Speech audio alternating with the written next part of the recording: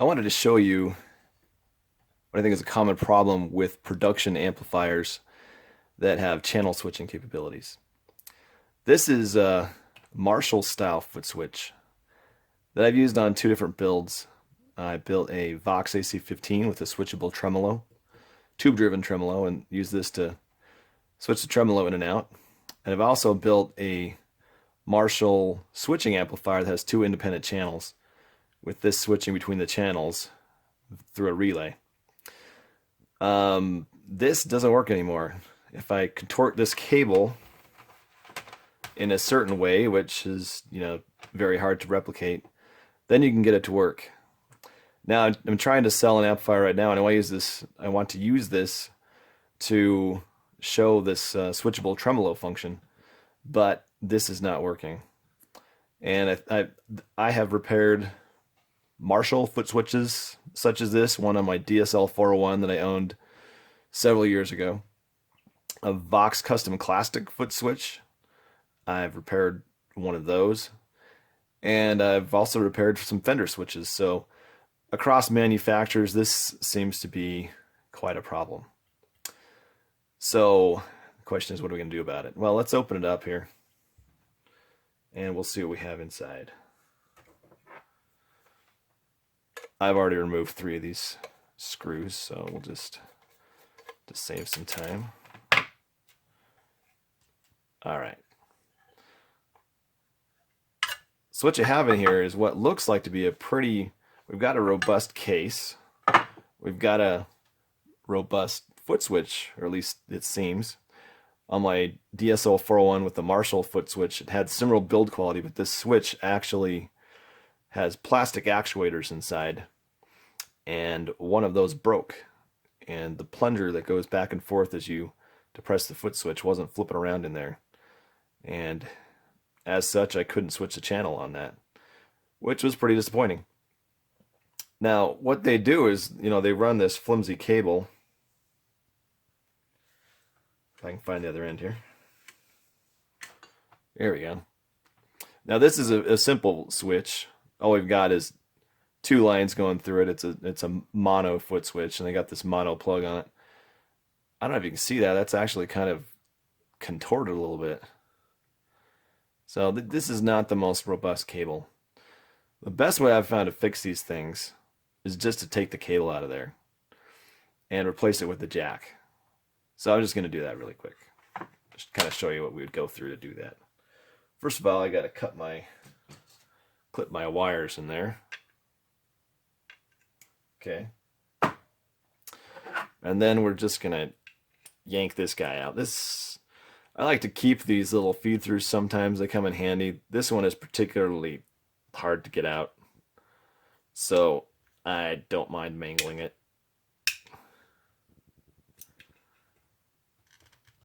Yeah.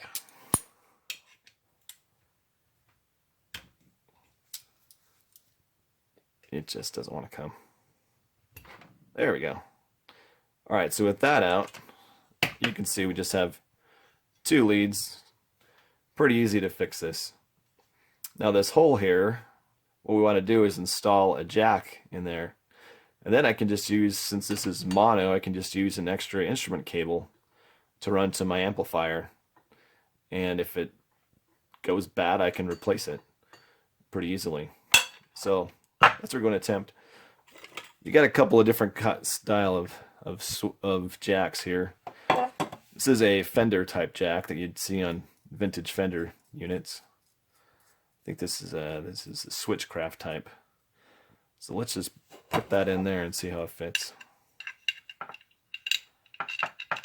That's got quite a bit of wiggle room. This would make it nice and sturdy, but it's just not going to work in there. But in my jack collection, I also have these cliff style that Marshall and Vox use in their amplifiers, at least the vintage ones, the hand-wired series and things like that. Let's slip that in there and see if it's any better. Yeah, that's much less wiggle room in there. So just going to go ahead and install it like that. and then wire it up. With these cliff type jacks, the threads are actually internal on the chrome ferrule here, and that goes into the housing. And there's not a lot of space. A lot of times when you tighten this in here,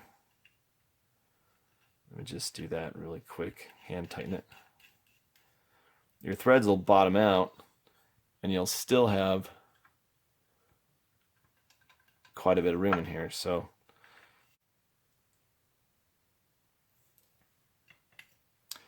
what I've found is they have these little plastic washers, and I'll have to figure out what this is and put a description in there. And list a part number in the description. But if you install one of those on there, that's really sturdy. That's not moving at all. So we wire this up, and I'm going to have a foot switch that I can use to demo my amplifier. And hopefully I can use the money generated from that to fund a future amp project that will be featured on the Engineered Amps channel. So I'm going to warm up my soldering iron and fix this, and we'll make sure it works.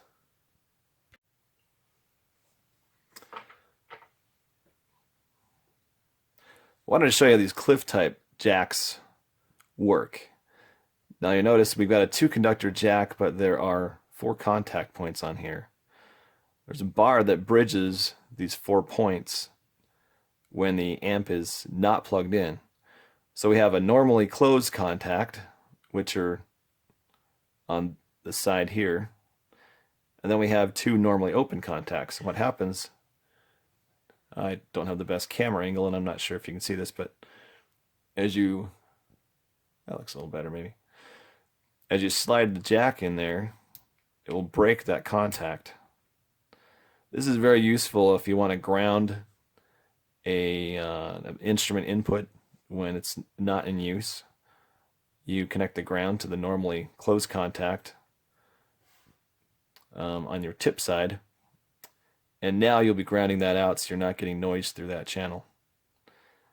So here on this switch, since I'm going to be using the normally open contacts.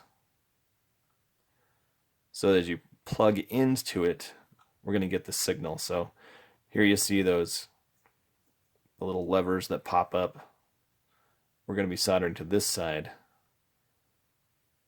of the jack when we wire it up to the switch. I know my lighting's not very good, but I hope you can see what I'm doing in there. I haven't quite got my lighting where it needs to be to make these kind of videos, but so what we're going to do here is just strip my wires. Now this foot switch is as simple as it gets. You just have 2 contacts you're shorting together through the switch. Very, very simple. So I like to pre-tin the wires. Make it a lot easier when you're soldering.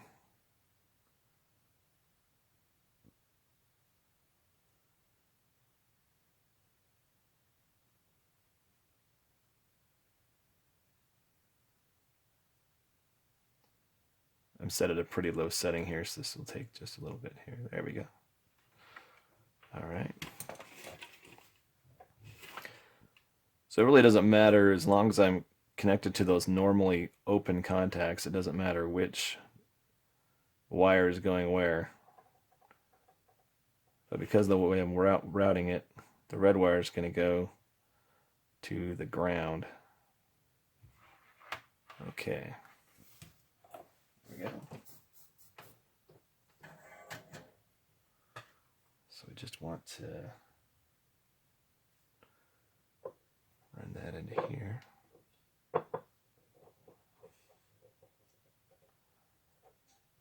I barely have enough room to get that soldered on there.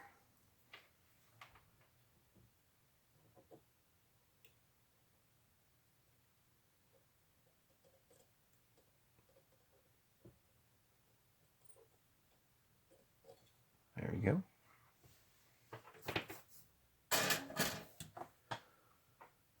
And this one's easy.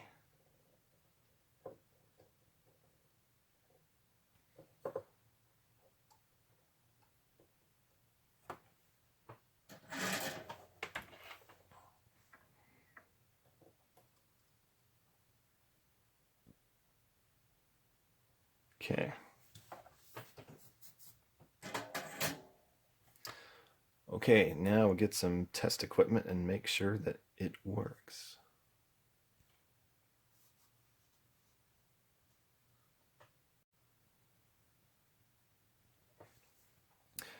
So what I have here is I've just got a bare switch or bare plug mono that I'm plugging in there.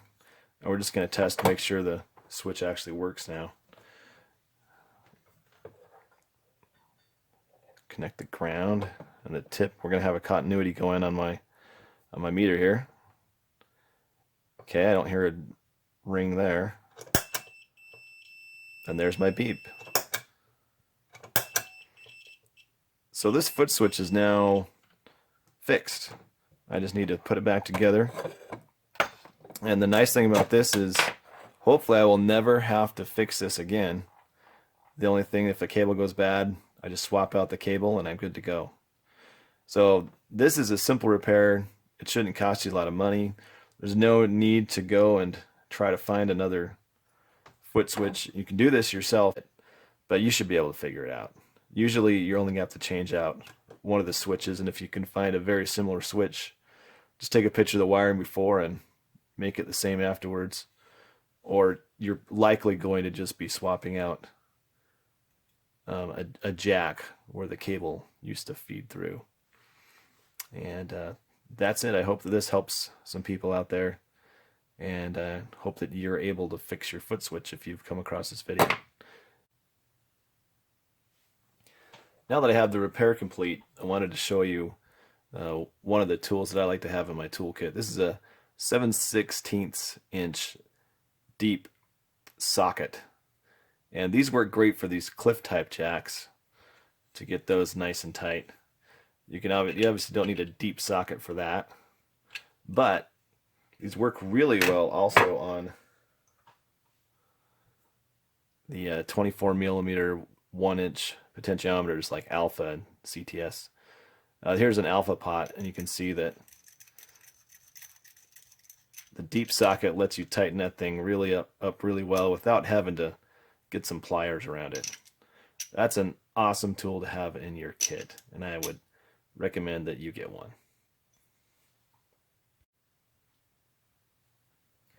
Now that we've completed the repair and tested it, it's time to put it back together.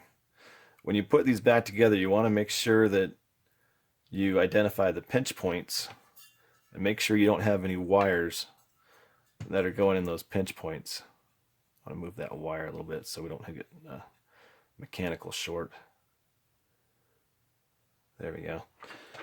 Alright, I don't see any pinch points here, so all that's left to do is to pop this cover on, put in the screws, plug in an extra instrument cable, and to go and give it a test run with the amplifier. Alright, thanks for watching. I hope this helped somebody out there get their foot switch back up and running. Thank you very much.